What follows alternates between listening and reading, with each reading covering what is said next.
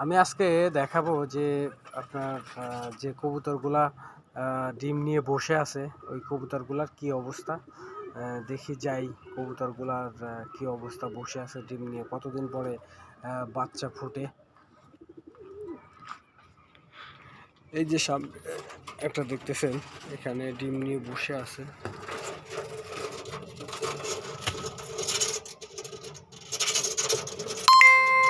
এখানেও কিন্তু 3টা ডিম নিয়ে বসে আছে। ও দেখি কয়টা বাচ্চা ওঠে, সেটাই দেখব। কয়টা বাচ্চা ওঠে, 3টা ডিম।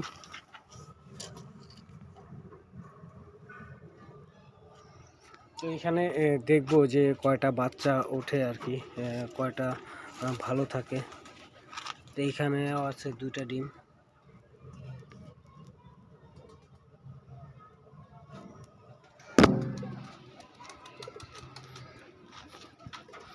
এখানেও বসে আছে।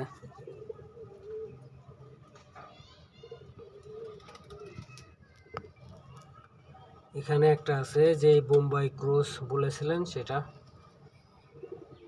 আসলে এখন দেখি কয়টা ডিম এর বাচ্চা উঠে, বাচ্চাগুলা কীরকম হয় সবগুলাই আমি আপনাদেরকে দেখানোর চেষ্টা করব।